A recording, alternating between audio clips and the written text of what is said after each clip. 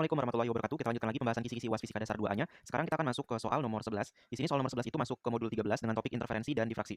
Soal nomor 11 capaiannya mampu memahami interferensi dua celah. Soalnya pilihan berganda dengan tipenya mudah, bobotnya 6 poin. Nah, sebelum kita membahas soalnya, di sini kita coba bahas dulu sedikit materi mengenai apa itu interferensi. Nah, jadi interferensi cahaya itu apa sih? Jadi interferensi itu merupakan keadaan saat dua gelombang cahaya atau lebih itu saling menyatu gitu.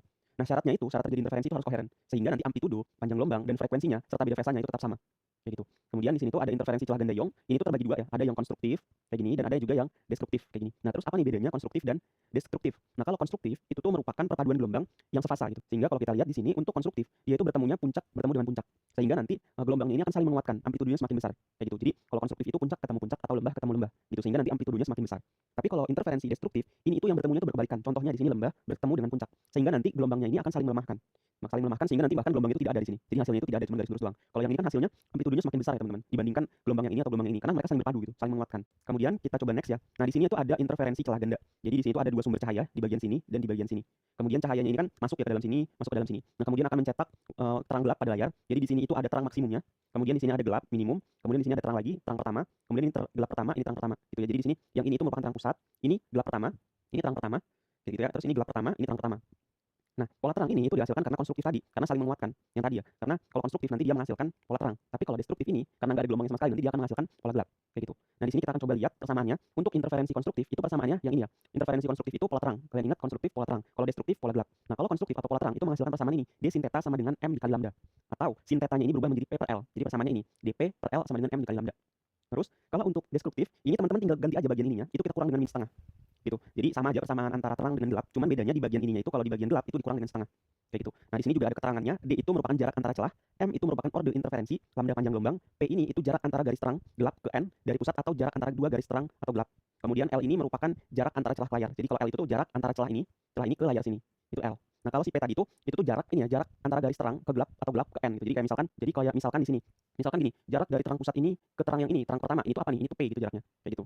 Nah, sekarang kita akan coba masuk aja ke soalnya kayak gimana nantinya. Ini saya kasih nama sebagai soal nomor 11 bagian yang A. Di sini soalnya pada suatu eksperimen interferensi celah ganda Young, jika jarak antara dua celahnya 0,6 mm. Jadi di sini kita diketahui jarak antara kedua celahnya ya, berarti di sini tuh D itu sama dengan 0,6 mm. Karena mili berarti kita kali dengan 10 pangkat minus 3 meter. Jarak antara gelap ketiga ke terang ke pusat berarti nanti M-nya itu 3 gitu ya. Jadi gelap ketiga ke terang ke pusat menghasilkan jarak 4 mm. Nah, ini apa nih? Ini itu merupakan P gitu ya. Yang kayak tadi ya, jarak antara kayak gini. Misalkan jarak antara terang ke terang ini itu P. Nah, ini tuh dia bilang jarak antara gelap ketiga ke terang ke pusat menghasilkan jarak 4 mm. Jadi di sini P-nya sama dengan 4 mm atau sama dengan 4 dikali dengan 10 pangkat minus 3 meter. Kemudian pertanyaannya berapakah? Jadi ditanya itu berapakah panjang gelombang tersebut jika jarak layar dengan celah 1,5 mm. Jarak layar ke celah. Tadi apa nih? Jarak layar ke celah yaitu apa? L ya.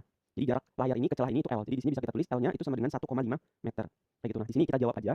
Nah, sebelum menjawab ini kita harus tahu dulu ini itu pola terang atau pola gelap. Jadi kalau dari soal ini itu merupakan pola gelap. Sehingga kalau pola gelap ya, jadi di sini pola gelap, maka persamaannya yang tadi yaitu D P per L di sini sama dengan M dikurang setengah dikali dengan lambda kayak gini. Kayak gitu. Ini pola gelap. Tapi kalau pola terang gimana, Bang? Pola terang gini ya. Pola terang. Kalau pola terang DP per L sama dengan M dikali lambda gitu. Bedanya kayak gini ya di bagian ininya. Kalau pola terang M aja, tapi kalau di pola gelap dikurang dengan setengah. Sekarang tinggal kita masukin aja nih nilai-nilai yang kita ketahui. Yang pertama nilai CD. CD-nya itu 0,6 dikali dengan 10 pangkat minus 3. Jadi itu kita tulis 0,6 dikali dengan 10 pangkat minus 3. Kemudian dikali dengan P. P-nya itu yang ini 4 dikali dengan 10 pangkat minus 3. Jadi kita kali dengan 4 dikali 10 pangkat minus 3. Kayak gini. Dibagi dengan L. L-nya di sini itu 1,5 ya. Kemudian sama dengan di sini tuh M. M-nya itu 3. 3 dikurang dengan setengah. Dikali dengan lambdanya. Kayak gitu. Nah, di sebelah sini ini tinggal kita hitung aja ya, teman-teman. Di bagian sini itu kalau kita hitung hasilnya itu 16 dikali dengan 10 pangkat minus 7. Sama dengan yang ini itu 3 dikurang setengah. 3 dikurang setengah itu kan 5 per 2 ya teman-teman. Atau 2 per 5 gitu ya. Atau 2 per 5. Tinggal samakan aja penyebutnya ya untuk melakukan pengurangan ini. Jadi 2,5 lambda gitu ya. Jadi 3 roti ya, terus teman-teman potong setengah bagian kecil gitu. Jadi roti teman-teman cuma 2,5. Jadi ini samain aja penyebutnya ya kan. Atau caranya gini, 2 kali 3 6 dikurang 1 hasilnya 5 per 2.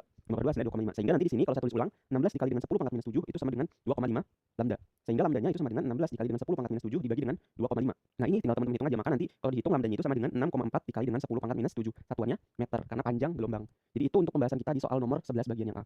Kemudian nanti pada video berikutnya kita akan membahas soal nomor 11 bagian yang B.